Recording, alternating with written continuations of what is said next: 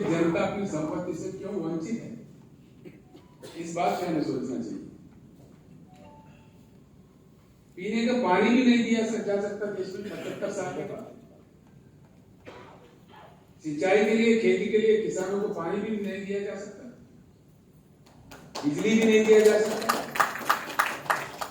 ये क्या बेहाल स्थिति है। कितनी सभाएं ये हम देख रहे हैं, कितनी भाषण सुन रहे हैं, कितने नेता एमएलए बने, एमपी बने, मुख्यमंत्री, मंत्री, प्रधानमंत्री, कितने सरकारें बदले, कितने रंगों के रंग बिरंगी झंडे भी हमने देखे, लेकिन किसानों का, गरीबों का हालत तो नहीं बदला। सरकार बदले, नेता बदले, इसका कारण क्या है? इस पे सोचने की बात है। इसका कारण यही है, जब चुनाव होता है हमारे देश में, चुनाव में नेता जीत रहे, पार्टी जीत रहे, चुनाव के बाद जनता हार रही है। राजनीति में गंभीर परिवर्तन की जरूरत है कि चुनाव में नेता और पार्टी नहीं, जनता जीते। राइट। बाद में चुनाव के बाद जनता की जीत होना चाहिए। वो लोकतंत्र है, वो लोकशाही है, इसी का नाम सही लोकतंत्र है। इस सही लोकतंत्र को कई षड्यंत्रियों ने, जो राजनीतिक षड्यंत्री है, तोड़ मरोड़ के, गोल घुमा के, नारेबाजी में अपने सत्ता के लिए कितनी बातें कह चुके हैं, कितनी वायदे कर चुके हैं, और क्या हुआ क्या नहीं हुआ हमारे सामने है। मैं दूसरा एक बात और भी कहना चाहूंगा। आप सभी से मैं एक सवाल भी करना चाहूंगा कि मुझे मनोमन में मुझे भी ये सवाल खाए जा रहे हैं। अभी कुछ दिन पहले कमम के सभा में मैंने यही सवाल पूछा था। आज अपने देश का कोई लक्ष्य है, भारत का कोई लक्ष्य है? आज अपने देश का लक्ष्य क्या है? अपना देश अपना लक्ष्य खो बैठा है, गुमराह हो गया है। आज के नेताओं का, आज के पार्टियों का सिर्फ चुनाव जीतना ही लक्ष्य बन गया है। कुछ करो, चुनाव जीतो, दंगे कराओ, फसाद कराओ, कूट डालो, समाज को तोड़ो फोड़ो, जाति के नाम पर, धर्म के नाम पर, कई अन्य प्रकार से समाज को विभाजन करो, अपना काम निकालो, बस चुनाव जीतो। चुनाव जीतते हैं, कोई पार्टी जीतता है, किस लिए जीतता है? चुनाव जीतने का लक्ष्य क्या होता है? पार्टी बनने का भी लक्ष्य क्या होता है? जनता का सेवा करना चाहिए, देश का उन्नति करना चाहिए, देश का उद्धार होना चाहिए। भाई मैं ये एक बात कहता हूं, उड़ीसा के महानदी में कितने पानी है? उड़ीसा के महानदी में कितना पानी है? हमारे जरूरत से ज्यादा पानी है। उड़ीसा यूज करता है कितना?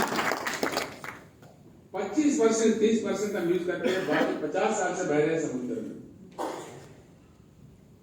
हमें पीने का पानी नहीं।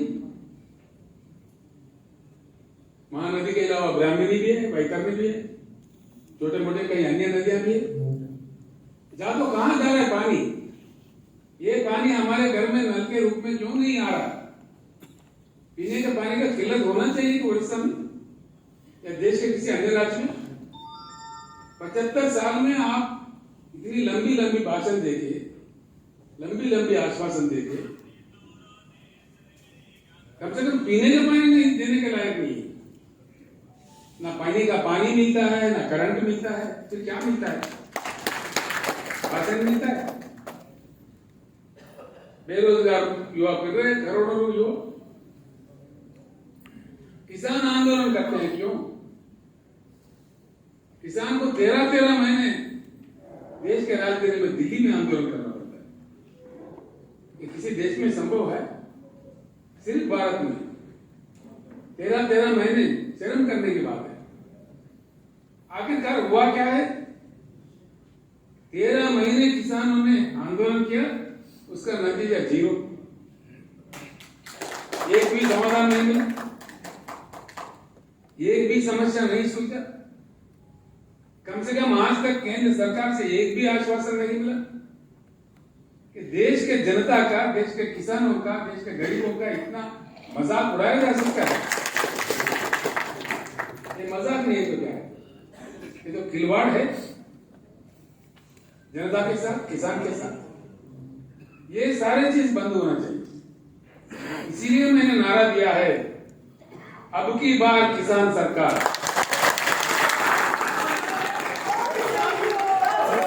किसान हल चलाना ही नहीं, कलम चलाना भी सीखना चाहिए।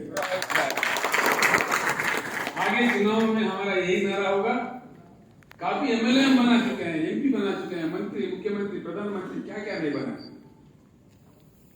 अब हमको ही, किसानों को ही एमएलए बनना है, एमएलए चुनना है, देश का धर्मदान संभालना है। चलो तब हम देखते हैं कैसा पानी समंदर से नहीं जाते हुए भूभाग में कैसा नहीं आता, पीने का पानी भरपूर, पेट भर पानी कैसा नहीं आता। मैं एक मिसाल देता हूं भाइयों, आप लोगों को, बहनों।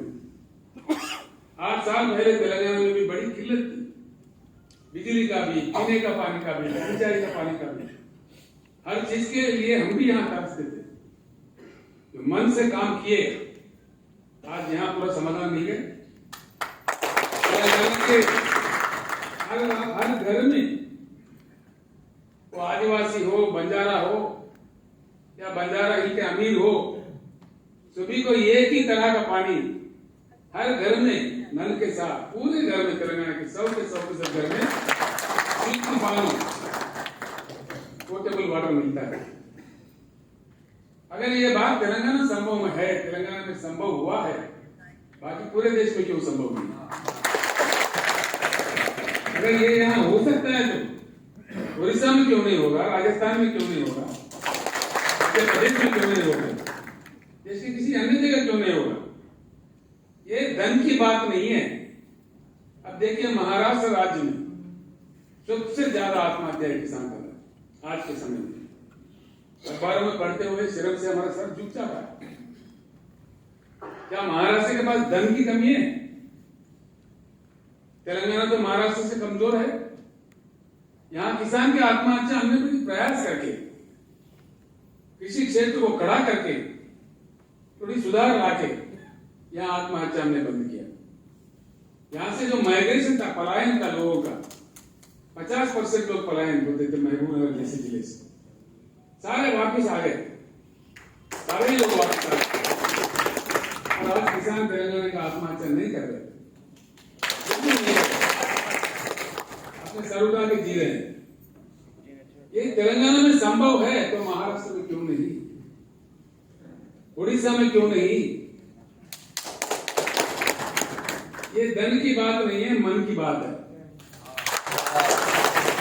धन की कमी नहीं है, मन की कमी है। इच्छा शक्ति होना चाहिए, राजनीतिक इच्छा शक्ति होना चाहिए, पॉलिटिकल कमिटमेंट होना चाहिए। इसीलिए भाइयों मैं कह रहा हूं कि चुनाव में जनता जीतने की प्रक्रिया शुरू करेगा, वो परिवर्तन लाएगा भारत राष्ट्र संविधान। परिवर्तन के लिए ही, उस परिवर्तन के लिए ही देश का परिवर्तन चाहते हुए उच्च गुणवत्ता वाला परिवर्तन, क्वालिटेटिव चेंज लाने का प्रयास शुरू हुआ है और ये प्रस्थान विजय प्राप्त करेगा, मुझे पूर्ण विश्वास है। कुछ लोग हमारे मजाक उड़ाएंगे, कोई बात नहीं। वो मोटे लोग हैं, लंबे लोग हैं, चौड़े लोग हैं, उनके पास पैसे ज्यादा है, षड्यंत्र ज्यादा है, चोर भी बोलते हैं, तो सब क्यों कहे? हो सकता है हम गरीब है, लेकिन हमारे साथ न्याय है। हम जो मांग कर रहे हैं, न्याय की मांग कर रहे हैं। जब हम इंसान होकर पैदा हुए हैं, इंसानी हक जो होते हैं, जो ह्यूमन राइट होते हैं, ये भीख मांग के लेना नहीं चाहिए, ये तो छीन के लेना चाहिए। जब हम इंसान बन बैठे तो इंसानी हक हमको मिलना चाहिए, इसको छीन लेना चाहिए अगर नहीं मिल रहा है। जब घी सीधी उंगली से नहीं निकलता तो टेढ़ा उंगली से निकालना चाहिए। यही काम कर सकता है, दूसरा काम नहीं कर सकता। हो सकता है कुछ मुश्किल झेलने पड़े, कुछ कठिनाइयों का सामना करना पड़े, कोई बात नहीं, चलते रहेंगे, आगे चल के विजय जरूर मिलेगा।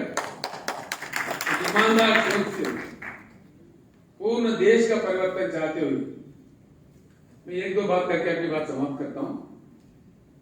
बिजली की कमी नहीं है देश में। स्थापित विद्युत शक्ति देश में 4 लाख मेगावाट से भी ज्यादा है। देश ने आज तक कभी 2,10,000 मेगावाट से ज्यादा इस्तेमाल नहीं किया। ओडिशा में ही कई है बिजली घर बने बने। कितना सुंदर कोयला मिलता है अपने तालचेर में, ढेंकनाल में, कितना जबरदस्त कोयला मिलता है। इतना ज्यादा कोयला खदान रखते हुए ओडिशा में बिजली की किल्लत क्यों भैया, समझ में नहीं आता।